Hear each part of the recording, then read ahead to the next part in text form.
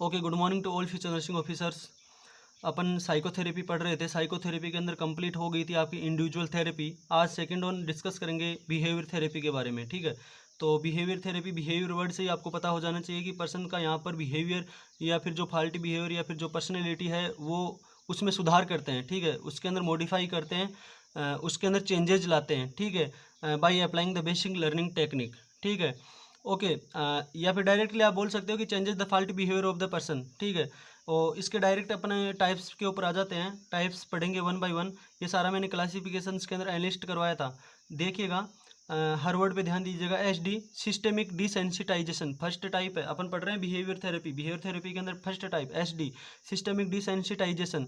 इसके अंदर 3 स्टेप आती है। सिस्टेमिक डिसेंसिटाइजेशन के अंदर फर्स्ट वन, मतलब आप समझ गए हो कि अपन ये जो टाइप्स है इनके थ्रू जो पर्सन का फॉल्टी बिहेवियर वो चेंज करेंगे, ठीक है। तो सिस्टेमिक डिसेंसिटाइजेशन के द्वारा कैसे चेंज करेंगे, इसके अंदर 3 स्टेप काम मिलेंगे। फर्स्ट वन है डीप मसल्स रिलैक्सेशन एक्सरसाइज, ठीक है, इसको आप बोल सकते हो प्राणायाम, ठीक है, प्राणायाम करवाएंगे पेशेंट से। सेकेंड वन है hierarchy formation against anxiety producing agent, ठीक है। जिस एजेंट से, जिस भी स्टिमुलेंट से आपको एंजाइटी हो रही है पेशेंट को, उसके अगेंस्ट आपको हायरार्की फॉर्मेशन करनी है, ठीक है। तो इसको यूँ समझिएगा, कमज़ोर से स्ट्रॉन्ग की तरफ ले जाएंगे पर्सन को, ठीक है। जैसे पहले रोटी कपड़ा मकान, इन 3 चीज़ की फिजियोलॉजिकल नीड्स है, ठीक है। उसके बाद में उसको लव, खाना पीना, ऑल दैट, एजुकेशन वगैरह, ठीक है। तो कमज़ोर से स्ट्रॉन्ग की तरफ ले जाना है पर्सन को, ठीक है, हायरार्की फॉर्मेशन करनी है। उसके बाद में HDI और HDR। HDI systemic desensitisation imagine, और HDR सिस्टेमिक डिसेंसिटाइजेशन रियलिटी। ये R और I का मतलब मैंने लिख दिया है, ठीक है। तो यहाँ पर HDI के अंदर देखिएगा, इमेजिनेशन करवाते हैं, ठीक है। पर्सन को जिस भी चीज़ से एंजाइटी हो रही है, जिस भी चीज़ से उसको डर लग रहा है, फियर हो रहा है, ठीक है, उस सिचुएशन की कल्पना करवाई जाती है, यहाँ पर इमेजिनेशन करवाई जाती है। और उसके बाद में R रियलिटी, ठीक है। तो जैसे मान लो कि जो भी एंजाइटी और फियर उसमें पैदा कर रहा है, ठीक है, उसको एक रियलिटी का सामना करवाया जाता है, ठीक है। तो यहाँ पर मैं आपको एग्जांपल के थ्रू समझाऊं कि जैसे एक 10 साल के बच्चे को अपन रोड क्रॉस करवाना सिखाते हैं, ठीक है। पहले उसको इमेजिनेशन करवाते हैं, ठीक है, और उसके बाद में रियलिटी, उसको रियलिटी में रोड क्रॉस करवाते हैं, ठीक है।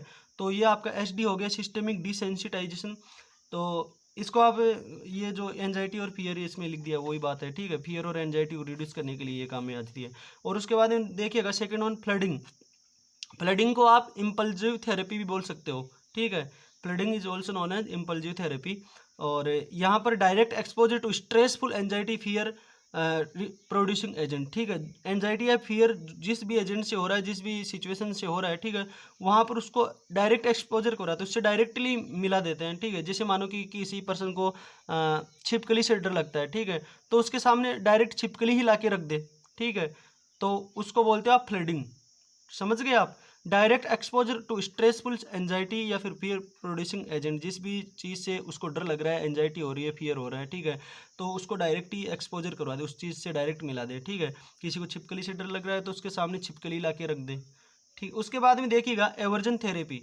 एवर्जन थेरेपी के अंदर यूज्ड फॉर एल्कोहल विड्रॉल, ये एल्कोहल विड्रॉल के लिए यूज में लेती है, या फिर ऐसे मानो कि एल्कोहल डिपेंडेंट में काम में लेते हैं, ठीक है। एल्कोहल विड्रॉल के लिए बोला है, एल्कोहल डिपेंडेंट में, ठीक है।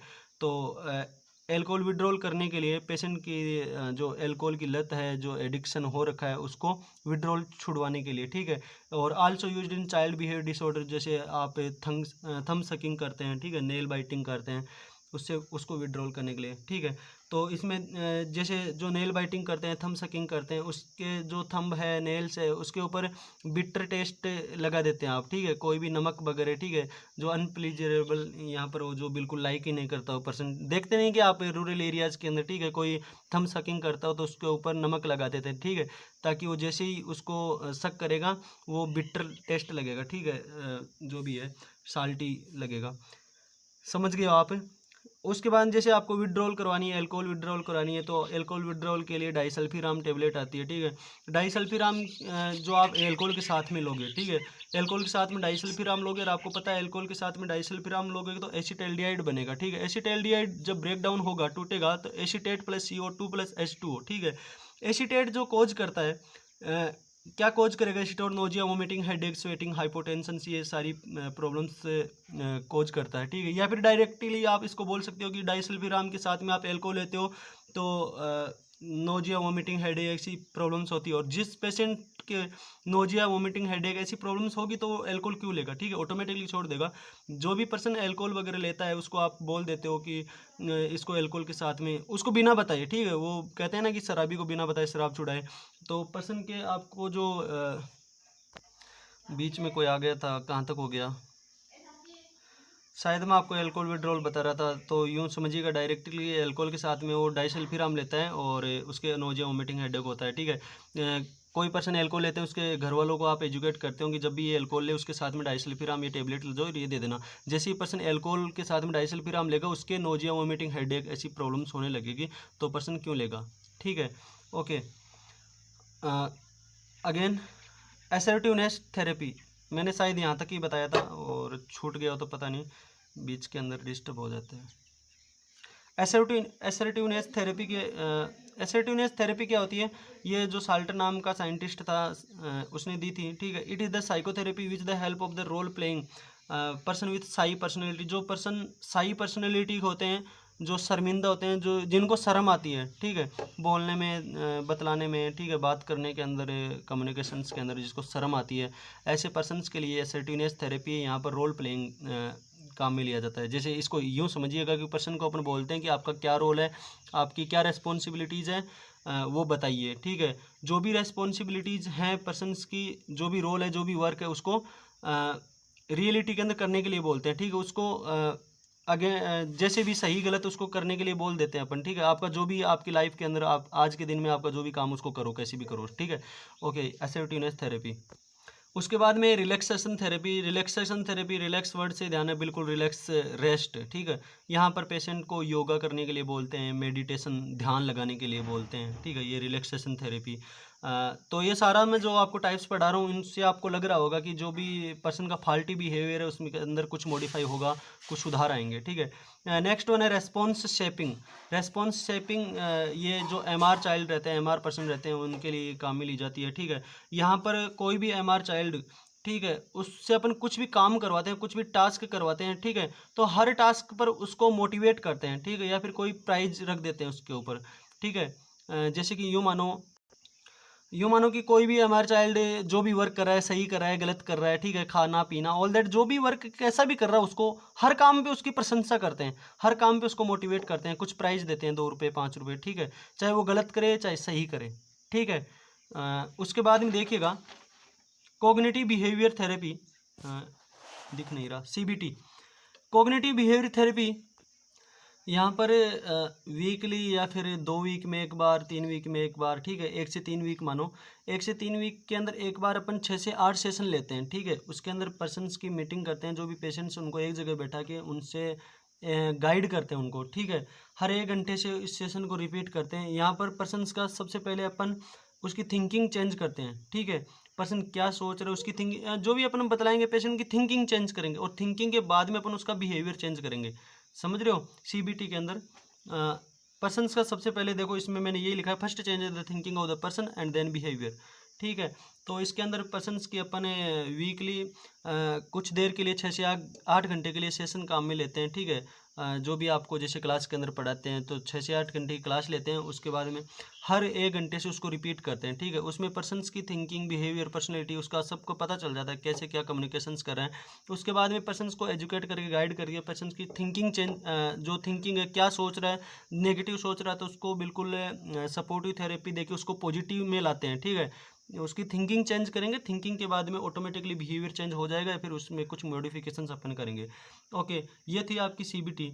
सीबीटी के बाद में लास्ट वन है आपकी conditioning procedure for increase desired behaviour और डिक्रीज अनडिजायर्ड बिहेवियर।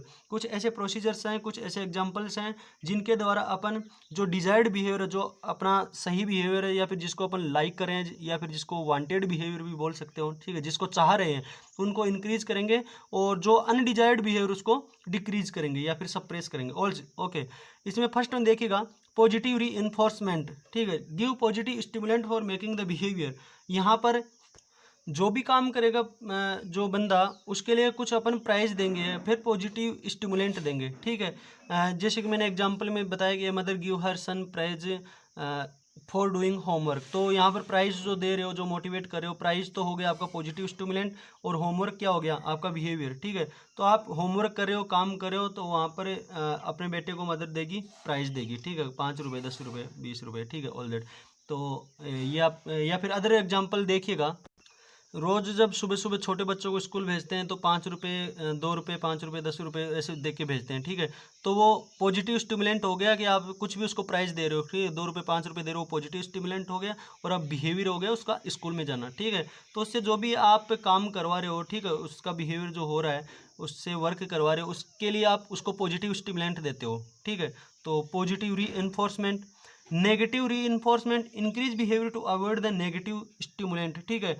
जो पहले से ही नेगेटिव स्टिमुलेंट आपको दिखेगा कि ये काम गलत होने वाला है, ये कुछ गलत विचार आने वाले हैं, उसके लिए पहले से ही आप अपना बिहेवियर इंक्रीज कर लो, ठीक है। तो इसको एग्जांपल जैसे मानो कि घर पे हस्बैंड आता है, हस्बैंड आके पत्नी को पता रहता है कि डांट लगाएगा, ठीक है। तो जो वाइफ रहती है वो पहले से ही उसके लिए खाना बना के रेडी रखती है, ठीक है। वाइफ को पता रहता है कि ऑफिस में से आएगा, परेशान होकर आएगा, ऑल दैट जो भी है, आते ही कुछ डांट पिलाएगा, ठीक है। तो डांट लगने से पहले ही वो खाना बना के बिल्कुल रेडी रखती है, समझ गए हो, नेगेटिव रीइंफोर्समेंट। और थर्ड वन देखिएगा, पनिशमेंट। पनिशमेंट के अंदर decrease behaviour for every faulty work. यहाँ पर कुछ भी गलत करेगा उसको सजा देंगे, ठीक है। पनिशमेंट बिल्कुल ईजी है, कुछ भी गलत करे सजा देना। टाइम आउट, टाइम आउट के अंदर कुछ फिक्स कर देते हैं, आप कोई भी एक्टिविटी फिक्स टाइम पीरियड के अंदर करवाते हैं, पर्सन्स को बोल देते हैं कि ये फिक्स टाइम है, इसके अंदर आपको ये काम करना है, ठीक है। जैसे मान लो कि 8 से 10 लोग या फिर 10 से 12 जितने भी लोगों का एक ग्रुप बना देते हैं, ठीक है। उसके अंदर सभी लोगों को, 12 लोग हैं, 10 लोग हैं, उनको 5 टास्क देते हैं, 5 टास्क दे देते हैं, 5 काम दे देते हैं कि ये 5 काम करने हैं, और जिसके पास सबसे ज़्यादा टोकन होंगे ना उसको इनाम देंगे, समझ गए हो। जैसे क्लास के बात करें तो क्लास के अंदर ये एग्जांपल मैंने लिखा है कि क्लास में जो फर्स्ट सेकंड थर्ड आएगा वो ये प्राइज लेगा, ठीक है। तो सभी काम करेंगे। तो टोकन इकोनॉमी, सॉरी ये टाइम आउट, सॉरी मैंने टोकन इकोनॉमी का एग्जांपल बता दिया, ठीक है। जो एग्जांपल बताया टोकन इकोनॉमी का बता दिया। और टाइम आउट के अंदर मैंने बताया कि एक फिक्स टाइम पीरियड के अंदर कुछ काम करवाते हैं, पर्सन्स को बता देते हैं कि 10 मिनट के अंदर वहाँ पे जाके आना है, ठीक है। 10 मिनट के अंदर वहाँ पर जाकर आओगे तो आपको ये इनाम मिलेगी, ठीक है। बिल्कुल बाउंड कर दिया, फिक्स कर दिया। टोकन इकोनॉमी मैंने अभी एग्जांपल बताया कि क्लास के अंदर फर्स्ट सेकंड थर्ड को आप प्राइज रख देते हो, या फिर कोई भी 10-15 पीपल्स का जो ग्रुप है उसके अंदर 5 टास्क दे देते हो, और उनको बोल देते हो कि जो जिसके पास ज़्यादा टोकन होंगे वो ये नाम लेगा, ऑल दैट जो भी है, बिल्कुल ईजी है। मॉडलिंग, मॉडलिंग देखेगा, advice for the accept good habit, ठीक है। इसको यूँ समझिएगा आप, जो फाल्टी बिहेवियर वाला पर्सन रहता है, जो पेशेंट है, उस पर्सन को अपन दूसरे पेशेंट से मुलाकात करवाते हैं, ठीक है। उसको बता दे कि देखो ये कितना अच्छा रहता है, आप भी अच्छा रहो इसकी तरह, ठीक है। किसी को दिखाकर उसको बताते हैं कि ये देखो कितना अच्छा रहता है, ये कितना अच्छा काम करता है, अच्छी बोलता है, ठीक है। तो इसकी तरह आप भी रखो, आप भी रहो, ठीक है। Advice for accept good habit, ठीक है। उसको एडवाइस करते हैं कि इसकी तरह आप भी रहो, ये अच्छा है, आप भी अच्छे बनो। नेक्स्ट वन है सेटिएशन। सेटिएशन के अंदर पर्सन्स को कोई अपन पनिशमेंट नहीं देते हैं, ठीक है। उसकी जो काम करने की इच्छा है, गलत कर रहा है, सही कर रहा है, उसको करने देते हैं, ठीक है। फिर वो खुद ही सुधार लेता है अपने काम के अंदर, अपने बिहेवियर के अंदर खुद ही सुधार कर लेता है, समझ। यहाँ पर बिल्कुल जो पनिशमेंट है उसका जस्ट अपोजिट है। पनिशमेंट के अपन, पनिशमेंट में अपन सजा देते हैं, और यहाँ पर सेटिएशन के अंदर पर्सन जो भी कर रहा है, गलत कर रहा है, सही कर रहा है, ठीक है, उसको करने दो, ठीक है। जो उसकी इच्छा है उसको करने दो, लास्ट के अंदर वो खुद ही सुधार कर लेगा, ठीक है। तो ये हो गया आपका बिहेवियर थेरेपी, आपकी first individual therapy complete, second behaviour therapy complete. और thank you for join this class.